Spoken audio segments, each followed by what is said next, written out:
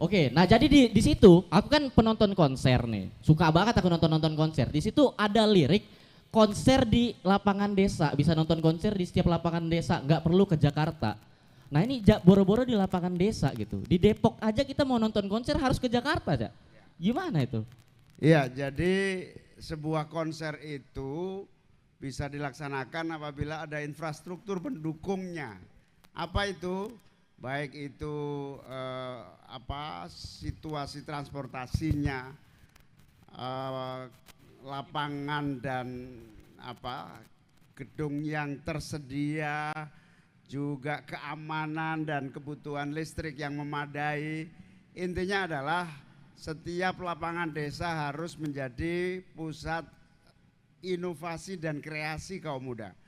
Tetapi yang paling pokok nanti setiap ibu kota provinsi dalam waktu 5 tahun harus menjadi Jakarta kecil yang siap melaksanakan konser.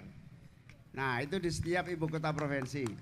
Di setiap ibu kota provinsi kita bikin sarana dan prasarana yang memadai sehingga konser apapun bisa dilaksanakan, siap di misalnya di Banjarmasin, siap di Makassar, apalagi di berbagai kota-kota provinsi harus siap. Nah sementara yang disebut di lapangan desa itu adalah bagaimana agar setiap desa memiliki sarana inovasi, kreasi, pertunjukan dan untuk ekonomi kreatif yang menumbuhkan inovasi dan semangat untuk mengekspresikan daya cipta dan daya seni. Nah karena itu kita ingin menghidupkan lapangan-lapangan bola di seluruh desa dan wajib hukumnya tiap desa satu lapangan untuk kemajuan olahraga dan hobi kita. Jadi, konser main bola pasti bisa difasilitasi. Bisa. Oh, di Bisa sini kita mana kalau di Depok? GDC ya? Alun-alun juga ada Alun-alun ya? Depok. Tiap sore di bola ya. Ya, Cuman sampai sore ya, ada jam malamnya ya. ada ya. Ya siapa tahu kan Depok nanti ada konser Blackpink di Depok kan keren juga ya. Ya. Ada konser BMTH sih aku berharap di Depok. Sama konser Coldplay gitu. Wah, konser-konser internasional lah di Depok nanti ke depannya. Ya. Jadi kalau Ya. Nah, ini juga nih yang sempat ramai juga soal bantuan untuk ibu hamil itu gimana tuh Gus? Jadi awalnya ide bantuan untuk ibu hamil mendapatkan protes karena dikhawatirkan kalau ada bantuan langsung untuk ibu hamil, khawatir orang akan berduyun-duyun hamil. wah nggak gitu Gus. Ternyata saya di berbagai acara mempresentasikan program ini. Kemarin siang saya di Bekasi, Majelis Taklim se-Bekasi kumpul. Salah satu yang disampaikan oleh Pak Huda, Ketua PKB Jawa Barat itu adalah program yang disebut sebagai bantuan negara dan pemerintah kepada ibu hamil. Itu langsung ibu-ibu nggak mau, kapok sudah untuk hamil gitu. Rata-rata sudah nggak mau hamil lagi. Nah karena sudah ibu-ibu.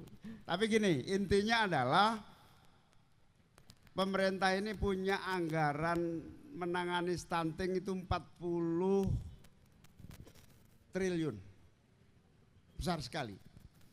Nah, anggaran sebesar itu menangani orang yang ketika lahir tidak anak bayi yang baru lahir tidak tertangani kebutuhan gizi, lalu tumbuh menjadi anak yang tidak bisa menjadi lebih sehat dan cerdas.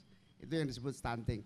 Nah 40 miliar ini daripada terlambat menangani perkembangan anak itu, apalagi 40 triliun ini, bisa digunakan untuk sejak nol kehamilan seorang ibu.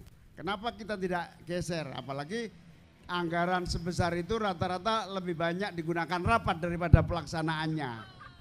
Nah, karena itu kita akan laksanakan betul yang namanya sejak nol kehamilan seorang ibu, terutama yang paling miskin, harus mendapatkan perhatian. Ini perintah agama ya, yang disebut sebagai hifdzun nasl, menjaga keturunan itu kewajiban negara. Kalau keturunannya sehat, maka nanti generasi ke generasi akan unggul dan bisa bersaing. Tapi sejak hamil tidak diperhatikan, akan memetik apa yang disebut generasi stunting yang sangat mengkhawatirkan. Karena itu saya sudah hitung pengalaman dan hitungan-hitungan anggaran kita, insya Allah taruhlah yang hamil itu 2 juta gitu ya, itu 5 jutaan per orang hamil dengan menggunakan posyandu, PKK, kemudian kegiatan-kegiatan desa, insya Allah seluruh ibu hamil sejak 0 kehamilan mulai muncul itu akan diperhatikan oleh negara dan insya Allah sehat ibunya, sehat anaknya. Oh, oke.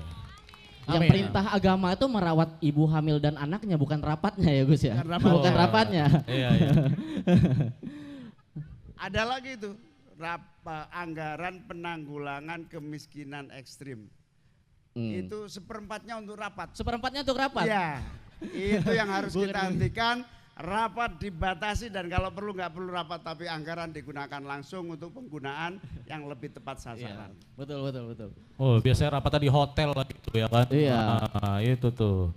Oh. Lanjut Bang Sukron, ada pertanyaan? Ya, mudah-mudahan mic-nya nggak mati-mati ya. Oke, agak nggak boleh geser-geser dikit nih, Gus ya. Nah, tadi banyak anak-anak muda, banyak mahasiswa yang bertanya soal ketika dia lulus lapangan kerja. Ya, Ji, tolong ganti dulu mic-nya, Ji. Ya, soal lapangan kerja Gus. Nah, ini ada hubungannya juga. Banyak pemuda yang kerja juga di sektor industri kreatif Gus. Dan juga UMKM kita ya. Yang kekurangan modal juga ya. Nah Gus, kalau Amin menang ya, Amin. Apa yang mau Gus lakukan untuk sektor industri kreatif dan UMKM Gus? Buat anak muda khususnya yang bikin startup, bikin usaha.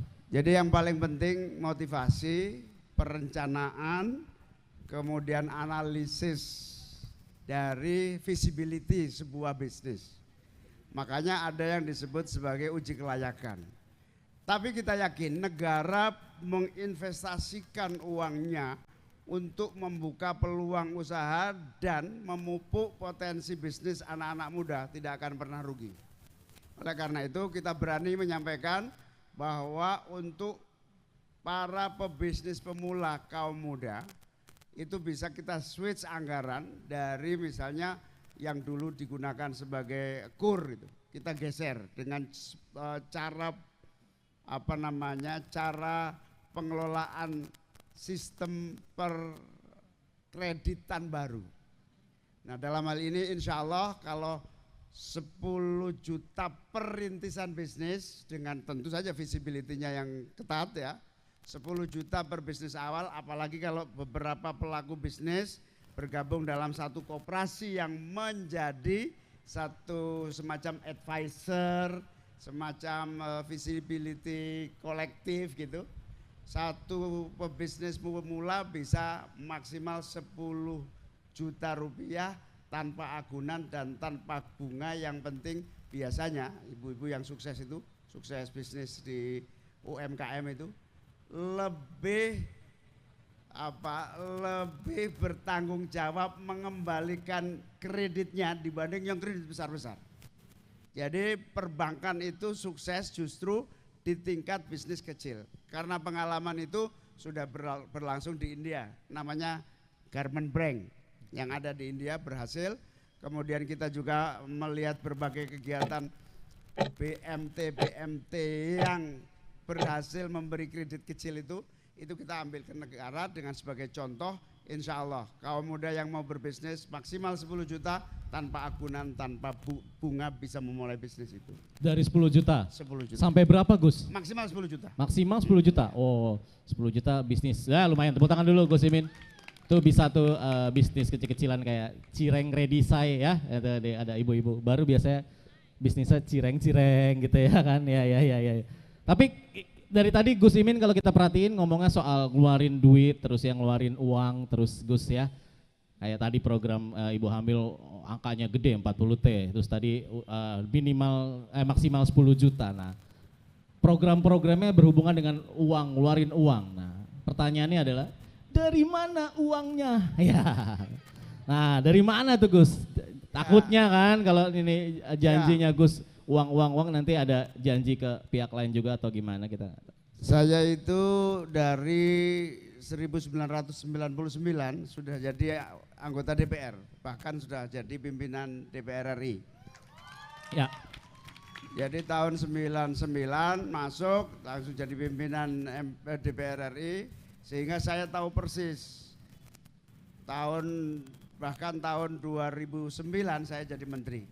Jadi tahu persis sebetulnya kesungguhan mengelola anggaran dengan niat yang tulus sekaligus political will, kemauan politik yang benar-benar detail, yang benar-benar mengerti prioritas. Saya lihat sudah saya petakan, bahkan tim saya juga membaca satu persatu. Insya Allah yang saya sampaikan bukan omong kosong, tapi tersedia anggaran negaranya. Yang kedua, jangan ragukan saya sudah pernah 10 tahun bersama Pak SBY, 10 tahun bersama Pak Jokowi. Nampaknya saya meyakini kalau cuman menjadi menteri atau DPR, ya kita lebih banyak kompromi. Tapi kalau jadi presiden atau wakil presiden, kita yang menentukan. Kira-kira begitu. Amin. Mantap. Amin. Luar biasa. Kita tunggu ya. Berarti harus bisa ya, political will-nya harus lebih mungkin kalau jadi capres cawapres jadi presiden dan wakil presiden. Apalagi kalau kemudian sistem penerimaan anggaran, yaitu sumber-sumber pendapatan negara betul-betul ditelusuri satu persatu, akan sangat lebih banyak lagi. Oh, berarti nggak perlu harus ngutang dana-dana Nggak perlu ngutang. Nggak perlu ngutang, hilang. Okay. Soalnya kalau ngutang tuh kadang suka nyebelin orang. Orang ngutang suka nyebelin ya, suka-suka hilang ya. Tiba-tiba story lagi jalan-jalan ya, dua-duanya mati. Banyak nih. Ya. Jelajahi cara baru mendapatkan informasi. Download Metro TV Extend sekarang.